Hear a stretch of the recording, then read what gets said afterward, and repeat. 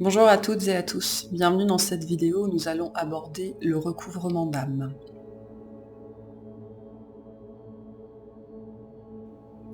Donc le recouvrement d'âme, avant toute chose, c'est une technique énergétique, c'est une méthode énergétique. On va agir sur les différents corps énergétiques.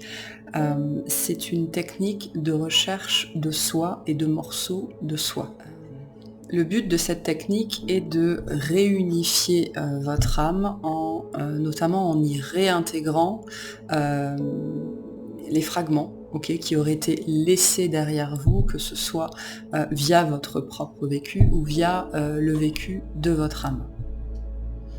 Comme je vous l'ai dit, on travaille ici au niveau des corps subtils et des mémoires karmiques. Alors, il n'y a pas à proprement parler de courant ou de thérapie qui utilise spécifiquement ou intrinsèquement le recouvrement d'âme, d'accord. Néanmoins, ce qu'on va appeler l'intégrité de l'âme, c'est quelque chose qui est profondément ancré dans le chamanisme. Alors le chamanisme, ça n'est pas quelque chose de spécifique aux Amériques, que ce soit les Amérindiens ou que ce soit les peuples d'Amérique du Sud, comme le peuple Shipibo par exemple. Le chamanisme, ce sont toutes ces traditions et toutes ces cultures ancestrales qui sont profondément ancrées dans le vivant, qui utilisent les plantes, qui sont interconnectées au monde et qui sont profondément dans la magie de la nature. Le chamanisme nous enseigne que finalement tout dans notre vie n'est jamais qu'une histoire d'âme, quand celle-ci est complète, unifiée, réunifiée, qu'elle est dans sa pleine puissance, et bien l'individu qui abrite cette âme peut lui aussi, par cause à effet, par conséquence, être également dans sa pleine puissance. En psychiatrie, le terme dissociation traumatique parle du même procédé où l'on se sent perdu, on se sent vide, tout est vide de sens. Non seulement on ne se reconnaît pas, mais on ne se connaît pas. Alors au cours de nos vies, au cours de nos incarnations, notre âme peut se fragmenter en fait. Ces fragments restent alors en arrière, prisonniers de l'espace et du temps, prisonniers d'un événement, ou alors ces fragments remontent dans le foyer spirituel de l'âme. Ces moments de rupture dans nos existences sont souvent dus à des chocs, à des traumatismes ou à des souffrances persistantes qui s'inscrivent véritablement dans la durée. Dans certains cas, ces fragmentations peuvent être aussi causées par des causes un peu plus surnaturelles, entre guillemets, par des possessions, par des mauvais sorts. Dans la majorité des cas, il s'agira d'abus, de violence, de dépendance, de stress suffisamment importants et qui auront causé une douleur intense et ou prolongée. Et donc à ce moment-là, l'âme peut se fragmenter, ça n'est pas systématique, on ne connaît pas une fragmentation qui peut nécessiter un recouvrement à chaque fois que l'on vit une expérience difficile, mais ça peut. Et en fait à ce moment-là, soit le fragment reste coincé dans l'espace et dans le temps au niveau de l'événement, soit il repart dans le foyer spirituel de l'âme. Il faut savoir également qu'il n'y a pas que l'expérience humaine qui peut amener l'âme à se fragmenter. L'expérience qu'elle fait elle-même au-delà de nous peut l'y conduire, notamment par exemple le moment où elle s'incarne, qui est un moment qui peut faire très très peur et qui demande énormément de courage. Alors pourquoi on cherche ça? Parce qu'une âme complète, une âme unifiée est une âme puissante. Et par extension, cette puissance va découler dans le corps de l'individu qui abrite cette âme. Donc le but premier, c'est bien évidemment de reconnecter avec ce qu'on va appeler... ça fait partie de la complétude quelque part. Et donc on parle ici d'être protégé de la maladie, d'être protégé de la souffrance, d'être protégé de la peur, d'être protégé de la dépendance, mais surtout, avant toute chose, de cette perception d'absence et de ce sentiment, cette sensation qu'on a tous connue et qu'on connaît tous, de se sentir vide, dépossédé ou de ne pas être entier. Et donc tout ce qui manque est par définition non disponible. Et donc nous n'avons pas à notre disposition toutes les compétences, tous les talents dont nous aurions besoin pour nous réaliser, que ce soit au quotidien, que ce soit dans nos relations, que ce soit dans notre travail, que ce soit dans nos projets, mais également à un niveau plus physiologique au niveau de notre santé.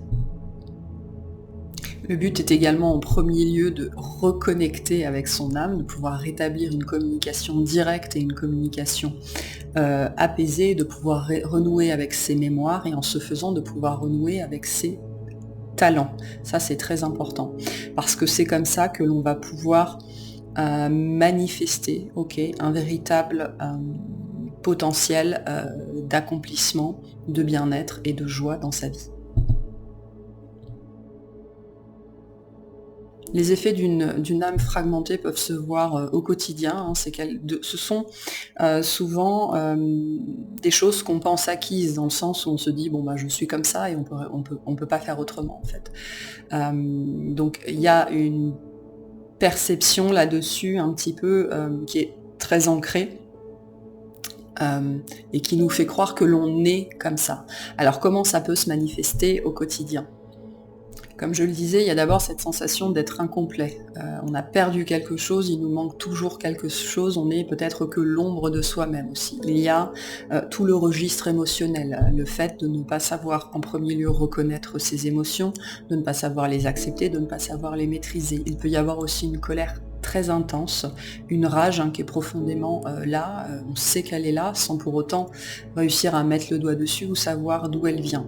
Il y a les questions de peur aussi, la peur du lendemain, la peur de ne pas réussir, la peur de ne pas être à la hauteur, toutes les craintes quotidiennes qui nous empêchent d'agir. Il va y avoir tout ce qui est stress, tout ce qui est dépression, tout ce qui va être crise d'angoisse, qu'il y ait des causes identifiées, même si la plupart du temps ces causes resteront non identifiées.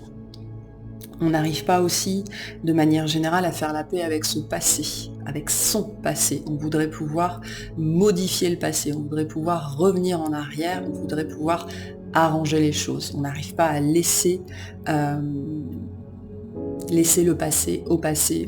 Et globalement, il y a peu, voire pas, de confiance en soi et d'estime de soi. Et c'est quelque chose sur lequel on a beau peut-être essayer de travailler, il n'y a pas d'amélioration notable. Et au-delà de ça, on peut avoir aussi une indifférence générale face à la vie, c'est-à-dire qu'on n'a pas spécifiquement d'envie, on n'a pas spécifiquement de but, il n'y a rien qui nous intéresse plus que ça, on n'arrive pas à se positionner, on a du mal à prendre des décisions, voilà, tout ce registre-là, globalement d'indifférence, et en même temps c'est une indifférence qui nous pèse, qui nous marque, qui nous blesse. C'est-à-dire qu'on voudrait, en fait, on a ce désir d'être intéressé, on a ce désir d'être passionné, mais rien n'arrive à réveiller ça en nous. Alors, il n'y a pas de technique canonique, j'ai envie de dire, il n'y a rien d'écrit, chaque thérapeute va avoir son processus, son protocole, ses façons de faire. Maintenant, du point de vue du patient, on va avoir deux voies distinctes. La première qui est le recouvrement qui va être guidé et accompagné en direct par un thérapeute, qu'on soit à distance ou en cabinet. Et puis il va y avoir la deuxième voie qui est celle de l'auto-soin. Donc les séances qui sont accompagnées seront peut-être moins nombreuses que les séances que vous ferez par vous-même. Ok, c'est possible. Vous aurez aussi peut-être plus d'informations concrètes et tangibles selon ce que le thérapeute aura réussi à capter, à canaliser, que si vous faites ça vous-même dans votre coin. Ça dépendra aussi de la confiance que vous portez en vos perceptions, d'accord ? Sachez néanmoins qu'il n'est pas nécessaire d'identifier et de connaître quel événement a conduit à quelle fragmentation pour recouvrer un fragment et pour guérir de cette blessure-là. Ensuite, comme je le disais, l'auto-soin va vous demander d'avoir déjà confiance en vos perceptions parce que ça va vous demander de pouvoir identifier vos ressentis, de savoir où votre subconscient essaye de vous amener. Donc, quand on pratique l'auto-soin, il faut avoir déjà une bonne connaissance de soi, une bonne connaissance de son système de fonctionnement intérieur, de sa façon de fonctionner tout simplement. Ce genre de soin peut prendre différentes formes. Ce seront toutes les techniques qui vont vous permettre d'induire un état modifié de conscience. Donc que ce soit par la méditation, guidée ou non, par l'auto-hypnose, il peut y avoir des soins énergétiques et des musiques vibratoires qui peuvent faciliter ce processus-là. Et puis après, toute technique, voire pour certains l'usage de certaines substances qui vont décupler en fait ce processus-là en mettant en place un état modifié de conscience, une plus grande ouverture à soi-même et aux énergies environnantes. Alors que vous choisissiez l'un ou que vous choisissiez l'autre, sachez que globalement, tout recouvrement d'âme nécessite plusieurs séances, d'accord? Ça n'est pas un processus unique, c'est quelque chose qu'il faut refaire plusieurs fois. Comme je le disais, peut-être que l'approche en auto-soin vous demandera de le faire peut-être plus intensément ou plus régulièrement sur une période de temps plus longue. Sachez également que tout déséquilibre à venir dans votre vie peut induire une nouvelle fragmentation de votre âme. Et en ça, le recouvrement d'âme n'est pas un soin unique et fini, il est répétable dans le temps. Alors les effets du recouvrement d'âme peuvent se faire sentir dès les premiers jours. Maintenant, il y a des modifications dans votre être, peu importe de quel corps on parle, c'est quelque chose qui agit sur tous vos corps. Ça peut mettre plusieurs mois à se mettre en place. En fait, ça va dépendre de la profondeur et de la complexité de ce qui doit être réintégré à votre âme. Et donc en termes d'effets, on va dire génériques, on va pouvoir lister plus d'estime de soi, plus de confiance en soi, plus de confiance en l'avenir, la capacité à prendre des décisions, la capacité à reconnaître, identifier, accepter ses émotions, à beaucoup mieux les gérer, beaucoup mieux les maîtriser. On a globalement plus d'énergie, plus de vitalité, beaucoup plus de volonté pour mener à bien ses projets, pour achever ce qu'on a envie d'achever dans la matière, beaucoup plus d'envie, beaucoup plus d'idées, une créativité beaucoup plus déployée, beaucoup plus présente. On se sent moins seul, on se sent mieux et j'ai envie de dire, même on peut arriver à se sentir connecté au tout si on avance vraiment dans cette voie-là. On gère beaucoup mieux le stress au quotidien et puis on arrive surtout non seulement à se satisfaire de ce qu'on a, mais à être heureux avec ce qu'on a. Globalement, c'est vraiment une sensation de vivre qui est beaucoup plus légère et beaucoup plus apaisée. Après, bien évidemment, il y a des effets qui vont être beaucoup plus spécifiques et beaucoup plus précis, bien évidemment, mais tout ça dépendra de l'individu et des problématiques qui étaient induites à la base par cette fragmentation.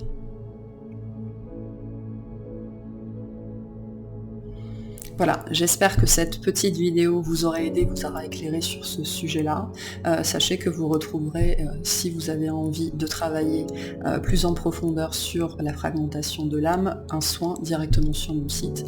Le lien est sous la vidéo. Je vous remercie de m'avoir écouté, je vous souhaite une très très bonne journée.